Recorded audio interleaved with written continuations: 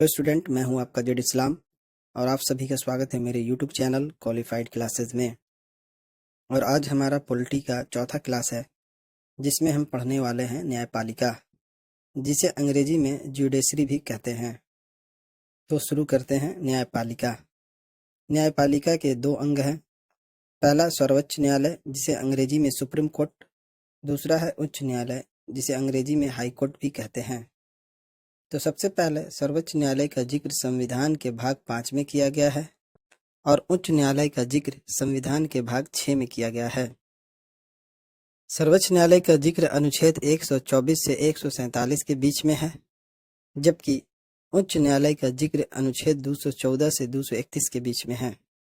अगला है सर्वोच्च न्यायालय दिल्ली में स्थित है, जबकि उच्च न्यायालय प्रत्येक राज्य में या दो से अधिक राज्यों का एक उच्च न्यायालय हो सकता है। अगला है सदस्य। सर्वोच्च न्यायालय की स्थापना हुई थी तो उसमें 8 सदस्य थे, जिसमें एक मुख्य न्यायाधीश और 7 अन्य न्यायाधीश थे, जबकि वर्तमान में इसके 34 सदस्य हैं, जिसमें एक मुख्य न्यायाधीश और 33 अन्य न्यायाधीश हैं।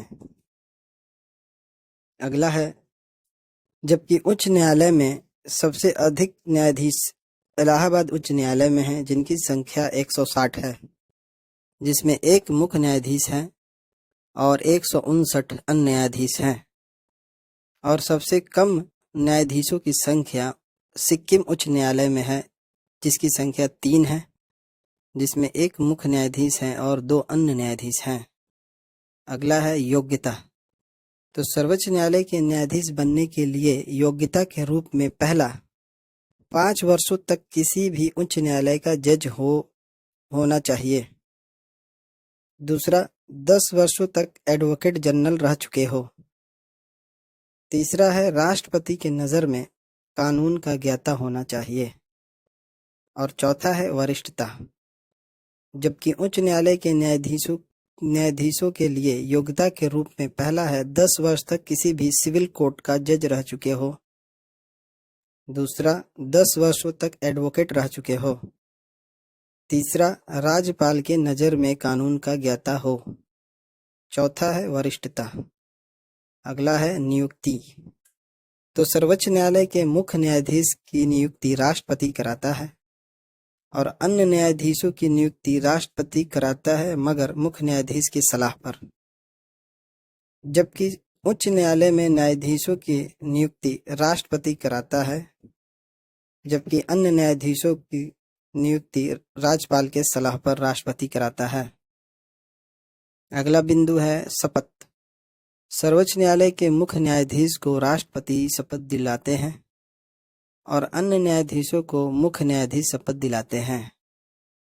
उसी तरह उच्च न्यायालय के मुख्य न्यायाधीश को राज्यपाल शपथ दिलाते हैं और अन्य न्यायाधीशों को मुख्य न्यायाधीश शपथ दिलाते हैं।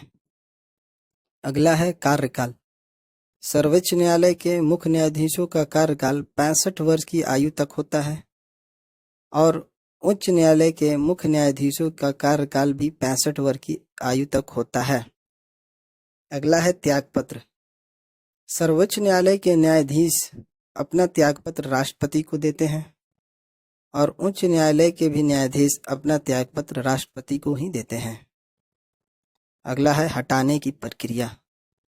सर्वोच्च न्यायालय के न्यायाधीशों को हटाने के लिए महाभियोग द्वारा हटाया जाता है और उच्च न्यायालय के न्यायाधीशों को भी महाभियोग द्वारा हटाया जाता है।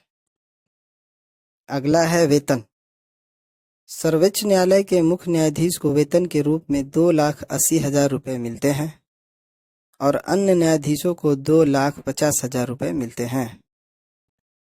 जबकि उच्च न्यायालय के मुख्य न्यायाधीश को वेतन के रूप में 2,50,000 रुपये मिलते हैं, जबकि अन्य न्यायाधीश को 2,25,000 रुपये मिलते हैं। अगला है कार्य। सर्वोच्च न्यायालय का मुख्य कार्य मौलिक अधिकारों की सुरक्षा करना और दूसरा केंद्र या राज्य या 2 राज्यों के बीच विवाद की सुनवाई करना।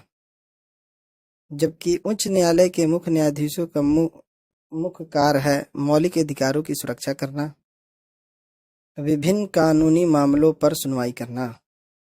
और मिलते हैं अपने अगले वीडियो में। तब तक के लिए सलाम, नमस्ते, बाय बाय। अगर वीडियो अच्छी लगी हो तो इसे लाइक करें, शेयर करें और मेरे यूट्यूब